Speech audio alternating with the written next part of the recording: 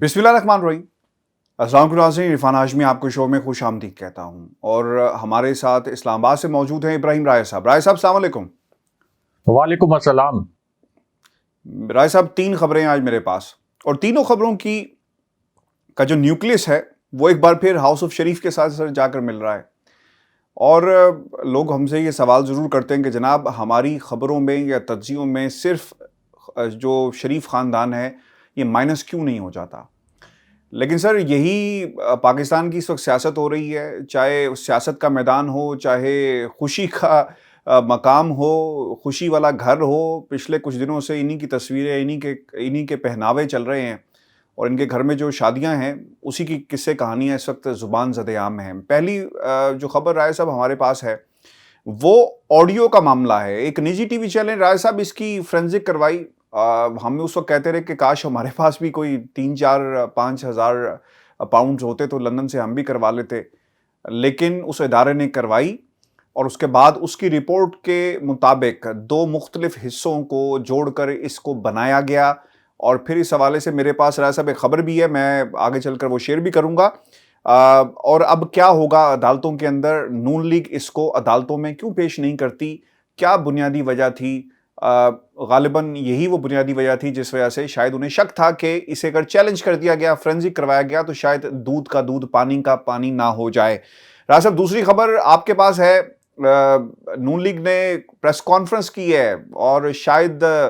शहबाज शरीफ किसी मौजज़े का इंतज़ार कर रहे हैं, बल्कि पूरी नून लीग किसी मौजज़े का इंतज़ार कर रही है। ये खबर क्या है, इस पर भी तफसील से हम बात करेंगे, किस मौजज़े का पूरी नून लीग को इंतज़ार है। और फिर जैसा मैंने प्रोग्राम के शुरू में भी कहा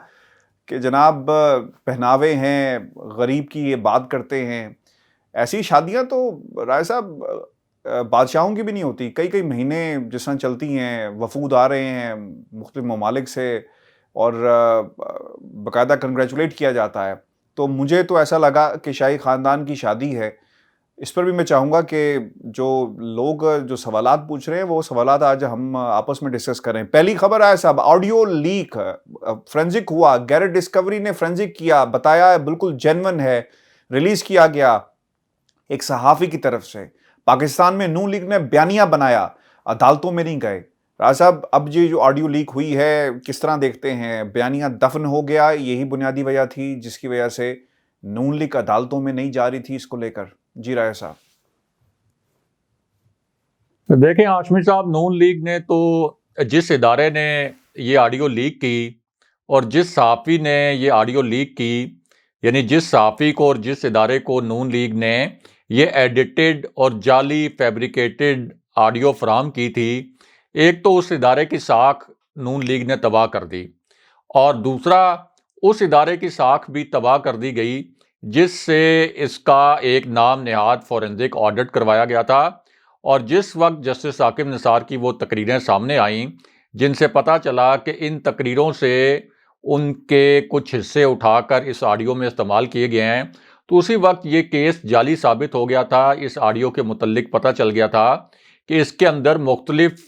जस्टिस साकिब निसार की तकरीरों के जो वीडियोज़ हैं उनकी ऑडियो यूज़ की गई है। और इसी वजह से जिस कंपनी ने इसका पहला नाम नहाद फोरेंसिक ऑडिट किया था वो इस मामले से अपने मौक़िफ़ से पीछे हट गई थी, और उसने बाद में एक वजाहत भी दे दी थी कि अगर मुख्तलिफ टुकड़ों को जोड़कर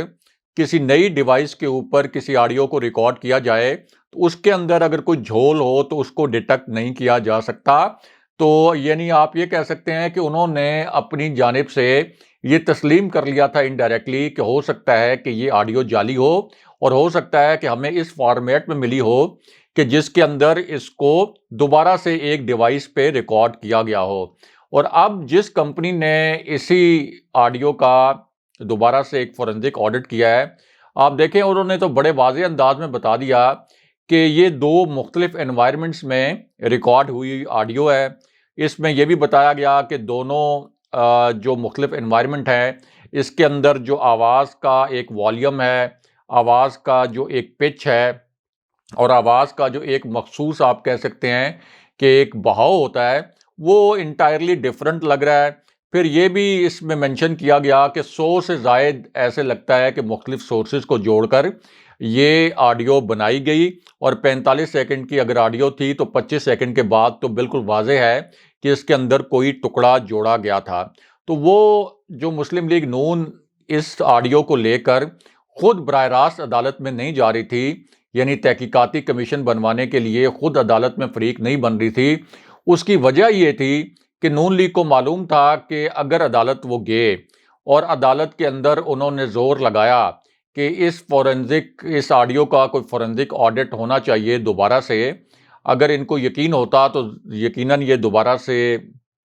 عدالت میں جاتے اور یہ کہتے کہ بالکل اس آڈیو کا فورنزک دوبارہ بھی جہاں سے آپ کروانا چاہے عدالت یا کوئی بھی کروانا چاہے تو ہو سکتا ہے، لیکن ان کے نہ جانے کی وجہ یہ تھی کہ ان کو معلوم تھا کہ یہ آڈیو جعلی ہے، کیونکہ انہوں نے یہ آڈیو خود بنائی تھی۔ یہ جس صحافی نے آڈیو لیک کی، جس صحافی کے ادارے نے لیک کی، انہوں نے تو یہ آڈیو نہیں بنائی تھی، یہ تو مسلم لیگ نون نے بنائی، یہ اوپن سیکرٹ ہے۔ اس صحافی نے بھی کہا کہ مجھے 2 ماہ پہلے یہ آڈیو ملی تھی، یہ کوئی سٹنگ آپریشن نہیں تھا، یہ ایسا نہیں تھا کہ اس صحافی نے کوئی سٹنگ آپریشن کیا یا ان کے ادارے نے کوئی سٹنگ آپریشن کیا، کوئی بگنگ ڈیوائس لگائی اور اس کے ذریعے انہوں نے یہ آڈیو حاصل کی، تو یہ تو مسلم لیگ نون نے خود بنائی تھی۔ پھر انہوں نے صرف عدالت کی پلس چیک کرنے کے لیے ایک اپنا پراکسی وکیل چھوڑا، اس کے ذریعے انہوں نے اسلام آباد ہائی کورٹ میں یہ درخواست دائر کی کہ اس کی تحقیقات ہونی چاہیے اور ایک تحقیقاتی کمیشن بننا چاہیے۔ اب اس پر ظاہر ہے کہ عدالت نے یہ کہا کہ اس طرح کی آڈیوز ویڈیوز اتنی جدید ٹیکنالوجی ہے تو یہ جعلی بھی بن جاتی ہیں اور آئے روز سوشل میڈیا پر آئی ہوتی ہیں، تو کیا عدالت یہ کام کر سکتی ہے کہ ان تمام آڈیوز اور ویڈیوز کی تحقیقات کے لیے عدالتی کمیشن بنائے؟ کیا اتنے وسائل اس کی تحقیقات کے لیے جھونکنا کوئی مناسب ہے؟ اور عدالت کا بھی ایکسپریشن یہ تھا کہ اتنی جدید ٹیکنالوجی کے ہوتے ہوئے یہ آڈیو جو ہے اس کو بنانا، اس کو فیبریکیٹ کرنا، اس کو ایڈٹ کرنا کوئی بڑی بات نہیں ہے۔ اور یہ ایکسپریشن عدالت کا اس لیے تھا کہ جسٹس ثاقب نثار کی وہ تقریریں سامنے آ چکی تھیں جہاں سے مختلف ٹکڑے اٹھا کر اس آڈیو میں استعمال کیے گئے۔ تو اب تو یہ مکمل طور پر ثابت ہو گیا، مسلم لیگ نون کے متعلق آپ نے دیکھ لیا نا کہ پچھلے 6-7 دن سے 8 دن سے وہ اس آڈیو کے متعلق کوئی بات نہیں کرتے، ان کی جو پریس کانفرنس ہوتی ہے اس میں کوئی بات نہیں کرتے، مریم نواز کے جو ٹویٹس ہوتے ہیں اس میں وہ اس آڈیو کا ذکر نہیں کرتے ہیں۔ میاں نواز شریف لندن میں اگر کبھی میڈیا ٹاک کرتے ہیں، اول تو ان کی میڈیا ٹاک ہم سب کو پتہ ہے کہ وہ ایک فکس میچ ہوتا ہے، پہلے سے سوالات طے ہوتے ہیں اور ان سوالات کے جوابات وہ پرچی سے دیکھ کر پڑھ دیتے ہیں، لیکن میاں نواز شریف بھی بات نہیں کرتے، شہباز شریف بھی اس آڈیو کے معاملے پر بات نہیں کرتے۔ تو صاف ظاہر ہے کہ یہ جو آڈیو ہے یہ مسلم لیگ نون کو خود پتا تھا کہ ہم نے ہی بنائی ہے، جعلی طریقے سے بنائی ہے، فراڈ کر کے بنائی ہے، اور اگر ہم کوئی زیادہ زور لگائیں گے تو یہ نہ ہو کہ پھر ہمیں اس بات کا بھی بتانا پڑے کہ اصل میں یہ آڈیو اس کا اوریجن کیا تھا، یہ کہاں سے آئی تھی۔ ظاہر ہے کہ کہیں نہ کہیں سے تو یہ آڈیو آئی، یعنی جس نے بھی ایڈٹ کی، جس نے فیبریکیٹ کی، کسی نہ کسی جگہ سے تو آئی۔ تو سب کو پتہ ہے کہ یہ مسلم لیگ نون نے بنائی تھی، مسلم لیگ نون نے دی تھی، تو بیانیہ تو ان کا اسی وقت ہی دفن ہو گیا تھا جس وقت جسٹس ثاقب نثار کی وہ تقریریں سامنے آ گئی تھیں۔ اسی لیے اب اس آڈیو کے معاملے سے یہ پیچھے ہٹ رہے ہیں اور اس کے اوپر جو زبانی کلامی بیانیہ ہے اس کو یہ جاری رکھیں گے اور یہ کوشش کریں گے کہ اس آڈیو کا کبھی کبھار ذکر کر کے میاں نواز شریف کو بے گناہ ثابت کرنے کی کوشش کریں اور مریم نواز کو بے گناہ ثابت کرنے کی کوشش کریں۔ راز صاحب، میری آج گیرٹ ڈسکوری سے بات ہوئی، اگر ہمارے ویورز اور اس کو چیک بھی کرنا چاہیں کر بھی سکتے ہیں، گیرٹ ڈسکوری کی ویب سائٹ راز صاحب پاکستان میں نہیں کھلتی، پاکستان میں اسے بین کر دیا گیا، بند کر دیا گیا ہے، اور جو آئی پی لوکیشن ایک پلگ ان کے ذریعے آپ جس ملک کے اندر اپنی ویب سائٹ اوپن کرنا چاہیں کر سکتے ہیں، نہ کرنا چاہیں نہیں کر سکتے، یہ آپ کی اپنی ثوابدید ہے، یہ آپ کا پریروگیٹو ہے۔ اور لندن کے اندر بھی راز صاحب اس کو اوپن نہیں کیا جا سکتا۔ گیرٹ ڈسکوری کی ویب سائٹ برطانیہ میں پہلے اوپن ہو رہی تھی جب ہم نے ان سے سوالات کیے، اور اوبیسلی ایک آج بھی جب رپورٹ آئی تو میں نے بطور صحافی یہ ضروری سمجھا کہ گیرٹ ڈسکوری سے پوچھا جائے کہ جناب آپ تو یہ کہہ رہے تھے کہ یہ بالکل درست ہے، امریکہ کی ایک دوسری کمپنی نے کہا کہ یہ درست نہیں ہے، یہ فیبریکیٹڈ ہے، بنائی گئی ہے، تو کیا کہیں گے؟ خیر اس پہ انہوں نے جواب تو دیا کہ ہمیں اپنے کلائنٹ سے اجازت لینی پڑے گی، اور وہ اگر ہمیں فیکٹس فوکس جس کا وہ نام لے رہے تھے کہ اگر ہمیں کہتے ہیں تو ہم اس کے بارے میں بات آپ سے کر سکتے ہیں. لیکن انہوں نے کہا کہ جناب یہ ہماری ذمہ داری نہیں ہے کہ دوسری کمپنی کیا کہہ رہی ہے. ہماری ذمہ داری یہ تھی جو ہم نے اپنی ریسرچ میں دیکھا, جو فرینزک کیا, اس میں ہمیں جو فائنڈنگز نظر آئی وہ ہم نے چھاپ دی ہیں. لیکن آپ جا کر ان صاحب سے پوچھیں, اس کمپنی سے پوچھیں جس نے یہ سب کچھ کیا. راز صاحب اس سے تو یہ بڑے جو ان کا اپنا ڈوئل کردار ہے وہ سامنے نظر آ رہا ہے, نمبر 1. نمبر 2 سر, اس میں یہ بڑی امپورٹنٹ بات ہے, لندن میں ویب سائٹ کو بند کرنے کا کیا مقصد ہے؟ وہ کہتے ہیں کہ جی ہمیں لندن سے کلائنٹ کی ضرورت نہیں ہے, ہمارا کام امریکہ میں ہو جاتا ہے, تو ہم کیوں اس ویب سائٹ کو پاکستان میں کھولیں یا برطانیہ میں کھولیں. اور یہ میکسیکو سٹی کے اندر بھی, شاید میکسیکو کے اندر بھی یہ ویب سائٹ جو ہے وہ بند ہے. تو راز صاحب یہ ڈیول کردار مجھے تو نظر آیا ان کی گفتگو کے اندر بھی, جو انہوں نے انفارمیشن شیئر کی. چونکہ ہم تو سوال کریں گے, پوچھیں گے کہ جناب اب کیا ہوگا, آپ چیلنج کریں گے. اور سوال یہ بھی راز صاحب بنتا ہے کہ احمد نورانی جو صحافی ہیں جنہوں نے اس کو ریلیز کیا, کیا وہ اس کمپنی کو جا کر چیلنج کریں گے؟ کیونکہ اب تو یہ کریڈیبلٹی کا مسئلہ بن گیا ہے. جی راز صاحب. دیکھیں یہ کمپنی تو پہلے ہی بیک فٹ پہ ہے, کیونکہ ان کو کوٹ کر کے جس ادارے نے یہ آڈیو لیک کی اس نے اس کمپنی کو کوٹ کیا اور یہ کہا کہ اس کمپنی نے کہہ دیا ہے کہ یہ آڈیو 100% اصلی ہے. اب یہ جو کمپنی ہے اس کو بھی نہیں پتا ہوگا کہ مسلم لیگ نون کی جو مہارت ہے جعلی آڈیوز بنانے میں وہ کس درجے کی ہے, اور کس طریقے سے انہوں نے ایک ادارے کو اور ایک صحافی کو استعمال کیا اپنے سیاسی مقاصد کے لیے. لیکن جب جسٹس ثاقب نثار کی وہ ویڈیو سامنے آئیں جہاں سے کچھ ٹکڑے اٹھا کر اس آڈیو میں استعمال کیے گئے تھے, تو اس دن اس کمپنی کو ریئلائز ہو گیا تھا کہ ہم سے بہت بڑی غلطی ہو گئی ہے, اور ہمیں جو ایک ہم نے دعویٰ کیا تھا اور ہمارا نام لے لے کر جو بتایا گیا کہ ہم نے اس آڈیو کی تصدیق کی ہے, تو یہ تو ہماری ساکھ کے اوپر بڑا سوال کھڑا ہو گیا ہے. یہی وجہ تھی کہ اس کمپنی نے بعد میں کچھ وضاحتیں بھی جاری کیں, اور ان وضاحتوں میں انہوں نے اسی قسم کی باتیں کی کہ اگر مختلف ٹکڑے جوڑ کر ان کو نئی ڈیوائس پہ ریکارڈ کیا جائے تو پھر ہم ڈیٹیکٹ نہیں کر سکتے تھے, تو اس میں ہمارا کوئی قصور نہیں ہے. اور آڈیو اصلی ہے یا نہیں اصلی, آڈیو اوریجنل ہے یا فیبریکیٹڈ ہے, اس کا تعین کرنے میں جس صحافی نے ہمیں یہ آڈیو دی تھی اس کا کردار بھی بہت اہم ہے. یعنی انہوں نے اپنی جان چھڑا کر یہ سارا معاملہ اس صحافی پر اور اس ادارے کے اوپر ڈال دیا تھا. تو اس کمپنی کو تو پہلے سے پتہ لگ گیا تھا. اسی وجہ سے جب پاکستان سے بہت سے صحافیوں نے ان سے رابطہ کیا, بہت سے عام پاکستانیوں نے بھی رابطہ کیا, جسٹس ثاقب نثار کی تقریر کے وہ حصے جو اس آڈیو میں شامل کیے گئے تھے وہ بھی ان کو بھجوائے, تو اس کے بعد پھر انہوں نے یہ فیصلہ کیا جو آپ کہہ رہے ہیں کہ بظاہر پاکستان کے اندر, برطانیہ کے اندر اپنی ویب سائٹ کو فی الحال بند کر دینا. ورنہ آپ کو تو پتہ ہے کہ اس طرح کی جو ویب سائٹس ہوتی ہیں ان کی تو کوشش ہوتی ہے کہ ان کا پوری دنیا کے اندر بزنس ہو, یعنی پوری دنیا میں ان کی ایکسیس ہو. جیسے اگر ARY نے اس آڈیو کو اس کا فورنزک کروایا ہے تو ان کی ویب اسلام آباد میں, پاکستان میں ایکسیسیبل ہوگی, تبھی ARY نے اس کمپنی کو چنا کہ اس کمپنی کے ذریعے ہم اس کا فورنزک آڈٹ کروا دیتے ہیں. تو اس وقت ہوا یہ ہے کہ نون لیگ نے اپنی جعلسازی سے ایک تو آڈیو لیک کرنے والے ادارے کی ساکھ تباہ کر دی, دوسرا یہ جو بیچاری کمپنی تھی جس کو مفت میں آپ کہہ سکتے ہیں کہ ایک بہت بڑا دھچکا لگ گیا کہ جس نے اس آڈیو کی فورنزک تصدیق کی, تو اس سے اس کی ساکھ پر سوالات کھڑے ہوئے. اور اب امریکہ میں بھی جو کام کر رہی ہے وہ ظاہر ہے کہ آپ کے ٹریک ریکارڈ پہ آ جاتا ہے کہ آپ نے ایک ایسی آڈیو کی تصدیق کی تھی جو کہ جعلی نہیں تھی, اس کو آپ نے, جو جعلی تھی اس کو آپ نے اصلی قرار دیا تھا. تو اس کا مطلب یہ ہے کہ آپ کی ساکھ متاثر ہوئی تو باقی کلائنٹ کا بھی آپ کے اوپر اعتماد ختم ہو جاتا ہے. پھر اس کمپنی کے بارے میں جو کہا جاتا تھا کہ اس کمپنی کی آڈٹ کی ہوئی ٹیپس جو ہیں وہ عدالتوں میں بھی پیش ہوتی ہیں, تو اس کا مطلب ہے کہ امریکی عدالتوں کا اعتماد بھی اس کمپنی سے اب اٹھ گیا ہوگا کہ یہ کس طریقے سے انہوں نے ایک جعلی آڈیو کی تصدیق کر کے اس کو درست قرار دیا. راز صاحب پریس کانفرنس ہوئی ہے لاہور میں غالباً, اور شہباز شریف کی گرفتاری کا چرچا رہا ہے سر وہاں پہ. اب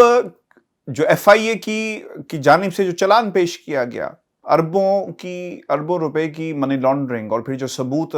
ریکارڈ پر موجود ہے, ہم کل سے یہ کہہ رہے تھے کہ اب یہ ثبوتوں کی بات کرتے تھے, عدالت میں چلان بھی پیش کر دیا گیا. یہ کہتے تھے کہ جناب اتنا عرصہ ہو گیا ریفرنسز فائل نہیں ہو رہے,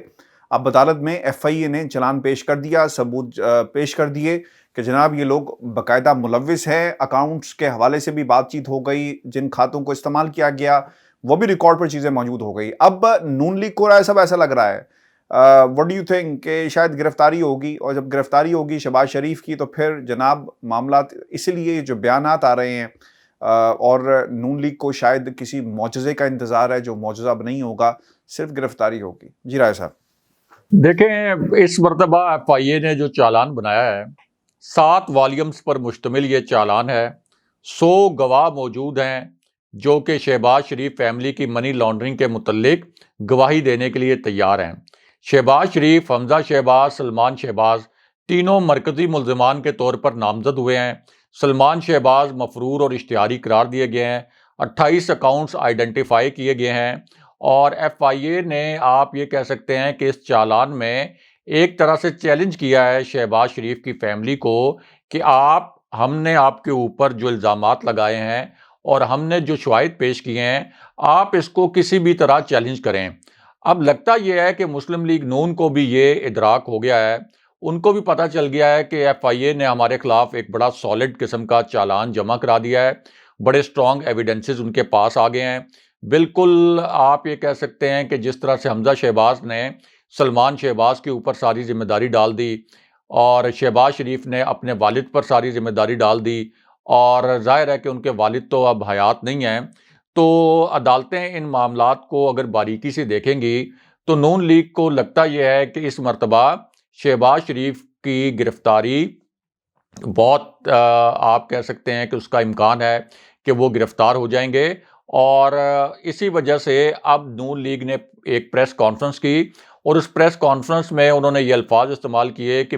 شہباز شریف کو تیسری مرتبہ جیل میں ڈالنے کی تیاری کی جا رہی ہے، اور پرائم منسٹر عمران خان کے اوپر الزامات لگائے، اور یہ کہا کہ اصل میں پرائم منسٹر کے کہنے پر شہباز شریف کے لیے تیسری مرتبہ جیل جانے کی راہ ہموار کی جا رہی ہے۔ اب خود اگر نون لیگ یہ پریس کانفرنس کر رہی ہے اور یہ کہہ رہی ہے کہ شہباز شریف کو تیسری مرتبہ جیل میں ڈالنے کی تیاری ہو رہی ہے، تو اس کا مطلب ہے کہ ان کو بھی یہ اندازہ ہے کہ اس مرتبہ شہباز شریف کا بچنا بڑا مشکل ہے، اور یہ ٹھیک بات ہے کہ شہباز شریف کو اور ان کے جو اس وقت نون لیگ کے دیگر لوگ ہیں ان کو کسی معجزے کا انتظار ہوگا کہ کوئی عدالتی معجزہ ہو جائے یا طاقتور حلقوں کی جانب سے کوئی معجزہ ہو جائے، اور شہباز شریف اس مرتبہ اتنے سٹرونگ ایویڈنسز ہونے کے باوجود، اور یہ جو 7 والیومز کا چالان ہے، یہ چالان سبمٹ ہونے کے باوجود اگر گرفتاری سے بچ جائیں تو یہ تو 2 ہی صورتوں میں ہو سکتا ہے ہاشمی صاحب۔ ایک تو شہباز شریف کے جو بیک ڈور رابطے، یعنی پاکستان کی سیاست میں جن کو چور راستے کے کہتے ہیں کہ چور راستوں کے ذریعے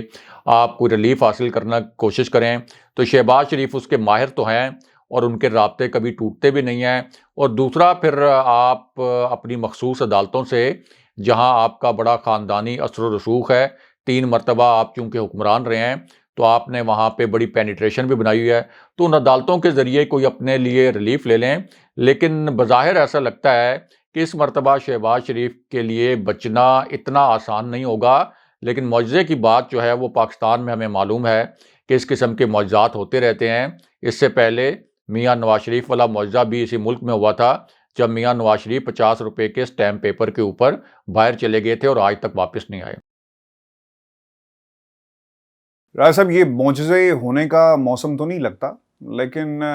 دیکھنا پڑے گا، انتظار کرنا پڑے گا۔ 22 کروڑ عوام بھی انتظار کر رہی ہے ان کی آنکھوں کے سامنے۔ سر معجزے نہیں، عوام کے ساتھ ہاتھ ہو جاتا ہے، اور معجزے جو ہے ان سیاستدانوں کے لیے معجزے ہیں یہ سب کچھ۔ ایک شادی ہو رہی ہے سر شہر لاہور میں، اور تختہ لاہور اسے، مجھے تو سر اب سمجھ میں آتا ہے کہ اسے کیوں کہتے ہیں۔ اس لیے کہتے ہیں کہ یہاں پر ایک خاندان کی حکومت ہے،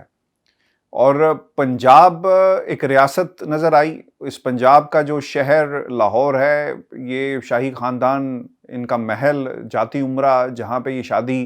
سر پچھلے کئی دنوں سے جاری ہے۔ اور میں نے کئی دفعہ یہ بات بھی کی کہ جناب یہ شادی ہے، کسی کی خوشی ہے، غمی ہے، ان کا اپنا مسئلہ ہے، اس کو پرائیویٹ رہنے دینا چاہیے، لیکن ہمیں ٹیلی ویژن سکرینز کے اوپر، ویب سائٹس کے اوپر، ٹویٹر اکاؤنٹس کے اوپر جو لوگ ان کے لیے کام کرتے ہیں رائے صاحب، ایک فوج نظر آتی ہے، اور اس فوج کو یہ ٹاسک دیا گیا ہے کہ آپ نے بڑھا چڑھا کر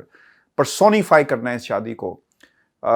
کون لوگ گانے کے لیے آئے، کون کون سے گانے گائے گئے، خاندان میں جو سریلے جو خاندان کے کون کون سے سریلے کردار ہیں،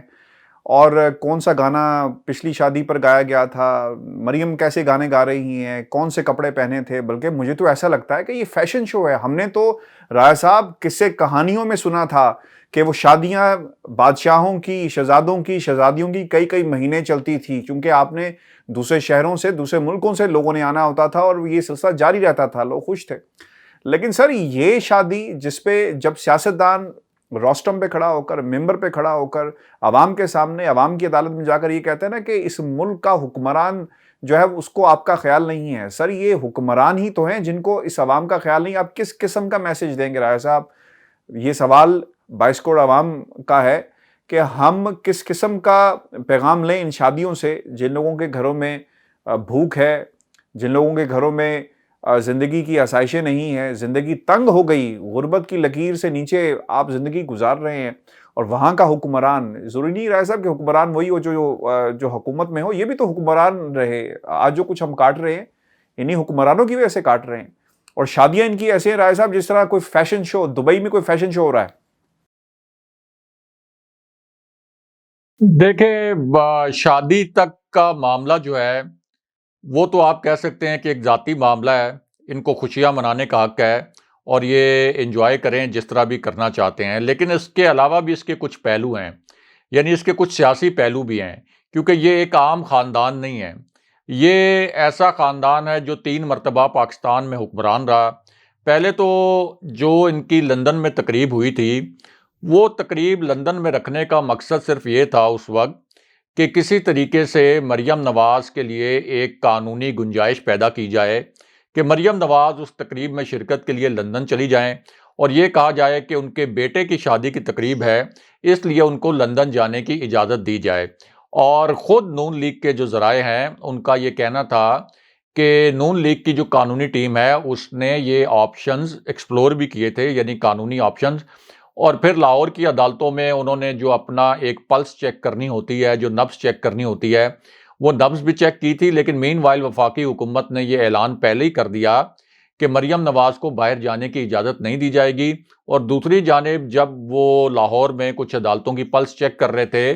تو ان کو بھی پتہ چل گیا تھا کہ وفاقی حکومت کے اس اعلان کے بعد اب یہ عدالتیں اس پوزیشن میں نہیں ہوں گی کہ مریم نواز کو اس شادی میں شرکت کے لیے بیرون ملک جانے کی اجازت ملے۔ تو وہاں پہ جو تقریب رکھی گئی تھی وہ تو بڑا سوچ سمجھ کے رکھی گئی تھی، بالکل اسی طرح جیسے مریم نواز نے ایک اس سے پہلے لیگل گراؤنڈ بنانے کے لیے یہ کہا تھا کہ میری تو ایک چھوٹی سی سرجری ہونی ہے جو پاکستان میں نہیں ہو سکتی، صرف لندن میں ہی ہو سکتی ہے۔ اب آپ نے کہا کہ لاہور میں ایک شادی ہو رہی ہے جو 12-15 دن سے جاری ہے، 12-15 دن تک جاری رہے گی۔ یہ شادی صرف لاہور میں نہیں ہو رہی ہاشمی صاحب، یہ شادی اسلام آباد میں بھی ہو رہی ہے۔ اسلام آباد میں جنید صفدر کی مہندی کی تقریب ہوئی، اس کے بعد پھر ایک میوزک کانسرٹ ہوا، ایک محفل قوالی ہوئی، پھر اس کے بعد ایک بارات کا الگ سے ایونٹ ہوا، ایک یعنی 17 دسمبر کو جو ولیمے کا ایونٹ ہونا ہے الگ سے، وہ ایک الگ سے تقریب ہونی ہے جو لاہور میں۔ یہ اس کے علاوہ اسلام آباد میں مختلف مقامات پر، اور سیف الرحمان کا جو یہاں پر ایک فارم ہاؤس ہے چک شہزاد میں، اسلام آباد کا ایک مقام ہے چک شہزاد، وہاں پر تو یہاں پر یہ تقریبات ہو رہی ہیں۔ خوشی منانا ان کا حق ہے، ان کا ایک آپ یہ کہہ سکتے ہیں کہ ذاتی معاملہ ہے، لیکن جتنے بڑے پیمانے پر یہ تقریبات ہو رہی ہیں تو اس پر تو پھر جو ہلکے یہ کہتے ہیں کہ کم سے کم آپ نے یہاں پاکستان سے دولت بنائی، جو پاکستان سے آپ نے کاروبار کھڑے کیے، جس طرح سے 3 مرتبہ آپ حکمران رہے، اور آپ کی جو دولت ہے اور آپ کے جو اثاثے ہیں ان میں دن دگنا رات چوگنا اضافہ ہوا، تو کم سے کم اس کے متعلق رسیدیں تو دے دیں۔ یعنی اتنی شاہانہ آپ شادی کر رہے ہیں کہ لندن میں ایک تقریب ہو چکی تھی نکاح کی، نکاح کے بعد اب دوبارہ نئے سرے سے مہندی، نئے سرے سے بارات، نئے سرے سے ولیمہ، نئے سرے سے جو میوزیکل ایونٹس، پھر اس کے بعد قوالی نائٹ، اور بے شمار، یعنی کچھ 4-5 تقریبات تو صرف اسلام آباد میں ہوئی ہیں اور 7-8 تقریبات لاہور میں ہونی ہیں. یعنی آپ برطانیہ میں جو شاہی شادیاں ہوتی ہیں ان شاہی شادیوں کا بھی اس شادی نے ریکارڈ توڑ دیا ہے. اور اس میں ہاشمی صاحب اصل بات یہ ہے کہ جنید صفدر کو ایک آپ یہ کہہ لیں کہ ان کی سیاسی رونمائی کی جا رہی ہے،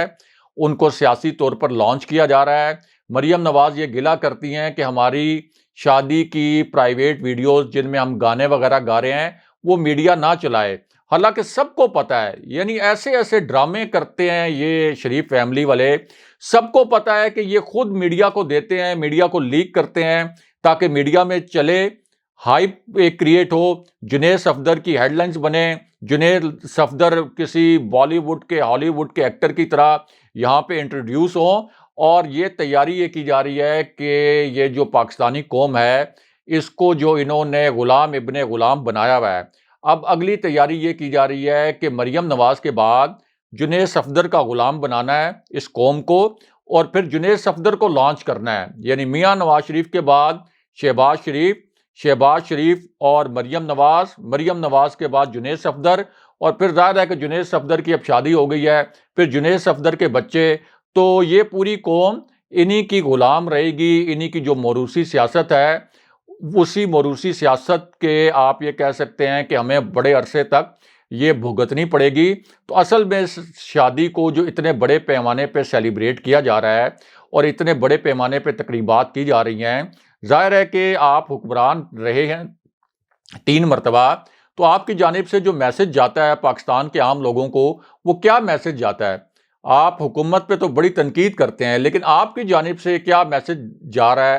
3 مرتبہ کے حکمرانوں کی جانب سے عام لوگوں کو؟ تو اصل میں یہ ایک لانچنگ ہے، ایک پولیٹیکل لانچنگ ہے جنید صفدر کی. اور اسی وجہ سے کبھی اسلام آباد کے اندر تقریبات رکھی جاتی ہیں، کبھی لاہور میں تقریبات رکھی جاتی ہیں، کبھی لندن میں رکھی جاتی ہیں. آپ رکھیں چلیں، اگر آپ کو پرواہ نہیں ہے کہ آپ کوئی حکمران تھے یہاں پہ دوبارہ بھی حکمران بن سکتے ہیں، اور اگر آپ کوئی عوام کو کوئی میسج پازیٹیو نہیں بھی دینا چاہتے، آپ بے شک یہ تقریبات رکھیں، لیکن اتنی شاہانہ جو آپ شادیاں کر رہے ہیں اس کی کچھ رسیدیں اس قوم کو ضرور دے دیں، اور اس قوم کو یہ ضرور بتا دیں کہ ہاں یہ ہیں ہمارے ذرائع. ویسے تو آپ یہ کہتے ہیں کہ میری تو لندن میں کیا پاکستان کے اندر بھی کوئی جائیداد نہیں ہے، تو اگر آپ کی لندن تو کیا پاکستان کے اندر بھی کوئی جائیداد نہیں ہے، تو یہ کروڑوں اربوں روپے کی جو شادی آپ نے کی ہے، صرف ایک شادی، یہ کروڑوں اربوں روپے آپ کے پاس کہاں سے آئے؟ دوسرا، آپ ایک سادگی کا پیغام بھی دے سکتے تھے. سادگی کا پیغام دینے کا یہ مقصد نہیں کہ آپ کوئی 2 کھجوروں کے اوپر ان کا نکاح کر لیتے اور بالکل کوئی خوشی نہ مناتے. جتنی خوشی ایک ریزنیبل طریقے سے منائی جا سکتی ہے آپ منا سکتے تھے، لیکن آپ نے خود کو اس سوسائٹی کے ساتھ ریلیٹ نہیں کیا. آپ نے بتایا ہے کہ آپ بادشاہ ہیں، یہ ملک کے عوام آپ کی رعایا ہیں. آپ کی شادیوں میں اور بادشاہوں کی شادیوں میں فرق ہوتا ہے، اور وہی فرق آپ نے اس عوام کو بتایا ہے کہ دیکھیں ہماری جب شادیاں ہوتی ہیں اسلام آباد، لاہور، لندن تک 12 14 دن تک تقریبات ہوتی ہیں، اتنے عالی شان محلات کے اندر وہ ہم تقریبات سجاتے ہیں، جبکہ جو پاکستان کے عوام ہیں ان کی حالت سب کو پتہ ہے کہ 70 سال سے کس طریقے کی ہے. تو جو حکمران ہوتے ہیں، جو پہلے بھی رہے ہوتے ہیں یا آئندہ حکمران بننا چاہتے ہیں، وہ ہمیشہ خود کو ریلیٹ کرنے کی کوشش کرتے ہیں لوگوں کے ساتھ. لیکن ظاہر ہے کہ شریف فیملی ہے، ان کا اپنا ایک شانہ انداز ہے، اور اس شانہ انداز کو انہوں نے اپنایا تو ہوا ہے، لیکن اس شانہ انداز کو اپنانے کے لیے ان کے پاس ذرائع آمدن کیا تھے اس کے متعلق یہ منی ٹریل جو ہے وہ عدالتوں میں نہیں دیتے.